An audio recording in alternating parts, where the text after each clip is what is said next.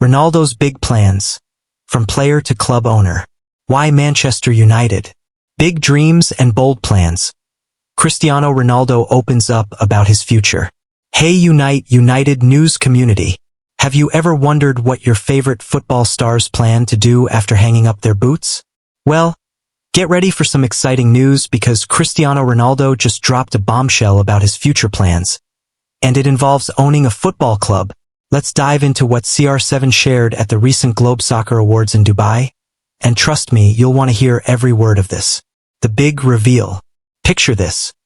Ronaldo, standing on stage in Dubai, confidently announcing his plans to become a club owner. Not just any club owner, but one with big ambitions. At 39, while still scoring goals for Al Nassr in Saudi Arabia, Ronaldo is already thinking ahead. But what makes this news even more interesting? His honest take on Manchester United's current situation. The fish tank theory. Have you ever heard of comparing a football club to a fish tank? Well, Ronaldo just did, and it makes perfect sense. He explained United's problems with a simple but powerful comparison. Think about it.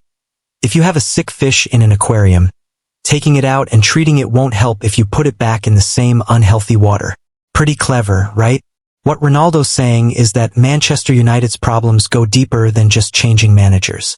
And he should know, he's been there twice and seen it all from the inside. The real problems at United. Let's break down what Ronaldo sees as the main issues. First, he believes changing managers isn't the solution. United has gone through several managers since Sir Alex Ferguson left, but the problems remain. Second, the issues run through the entire club structure. Remember how United performed during his second stint. Those struggles weren't just about what happened on the pitch. Third, and this is where it gets interesting, Ronaldo believes he knows how to fix these problems. He mentioned that if he were the owner, he'd make things clear and adjust what he sees as wrong at the club. What makes this different? You might be thinking, another ex-player wanting to own a club? What's new? But here's why this is different.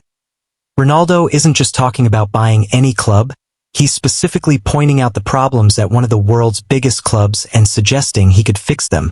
He's following in the footsteps of other United legends like Gary Neville and David Beckham, who've already stepped into club ownership. Unlike many others, Ronaldo has been clear, he doesn't want to be a coach or president. He's aiming straight for ownership. The Manchester City comment. Here's something that caught everyone's attention.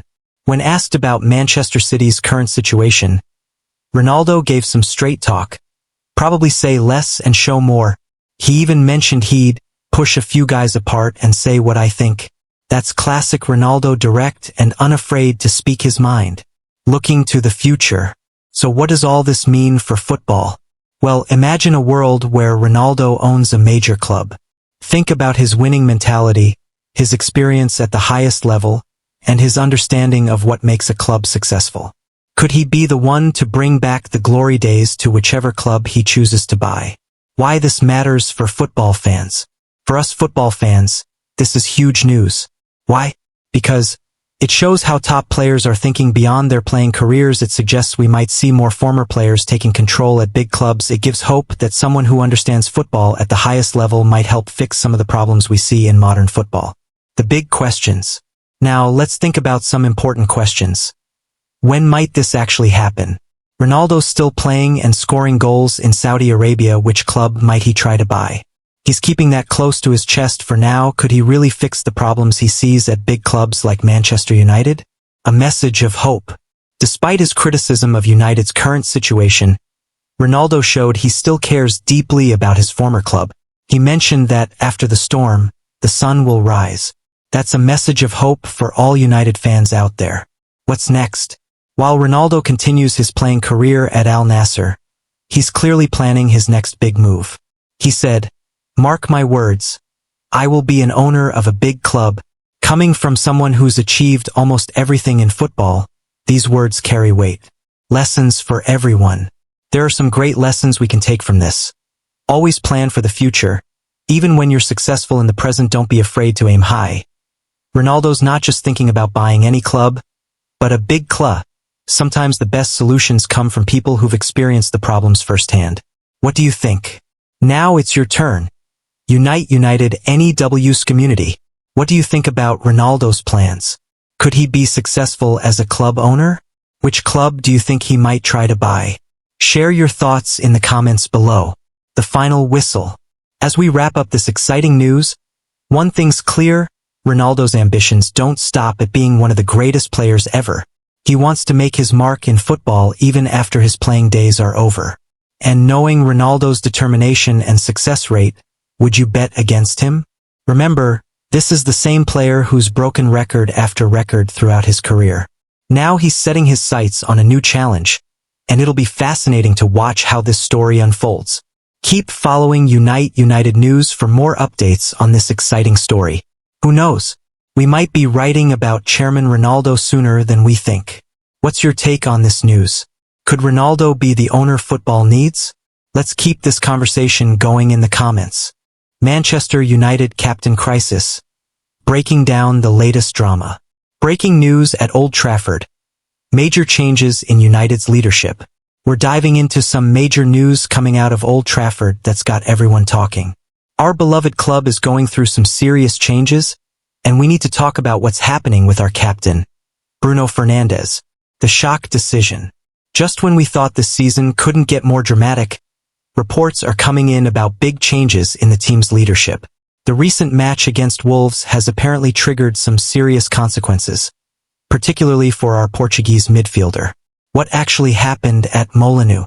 Let's break down the match that seems to have sparked this whole situation. First, United suffered a 2-0 defeat to Wolves at Molineux. Matheus Cunha scored directly from a corner. A rare and painful way to concede. Hee-chan Huang added another goal on the counterattack, but the biggest talking point? That came in the 47th minute. The red card incident. The game took a dramatic turn just after halftime. Here's how it played out. Bruno Fernandes, already on a yellow card, made a challenge on Nelson Semedo. Referee Anthony Taylor showed him a second yellow, resulting in a red card. United had to play with 10 men for most of the second half. What made it worse? The way Bruno apparently walked past the bench without acknowledging anyone. The bigger picture. This isn't just about one red card or one bad game. Let's look at the context. It's United's fourth loss in 5 Premier League matches. The team's form has been concerning. Defensive errors have been a recurring theme. The pressure is mounting with each passing game. Why this matters? For those newer to following United, you might wonder why this is such a big deal. Well, here's why. The captain's armband at Manchester United carries huge responsibility. It's been worn by legends like Brian Robson, Roy Keane, and Gary Neville. Leadership on the field is crucial when the team is struggling. Any change in captaincy mid-season is a major decision. Questions we all have. Right now, United fans everywhere are asking, how will this affect team morale? Who might take over the captain's armband? Can the team bounce back from this latest setback? What does this mean for Bruno's future at the club? The form factor. Let's talk about United's recent form. The loss to Wolves follows a pattern of disappointing results. The 3-0 defeat to Bournemouth still fresh in memory. Defensive problems keep coming back to haunt us. The team seems to be struggling for consistency. What the fans are saying. The United faithful have always been passionate about their club, and this situation has got everyone talking. Some fans support a strong response to discipline issues, while others worry about disrupting the team further during a difficult period. Looking at Bruno's leadership. Despite recent events, let's remember what Bruno has brought to the team.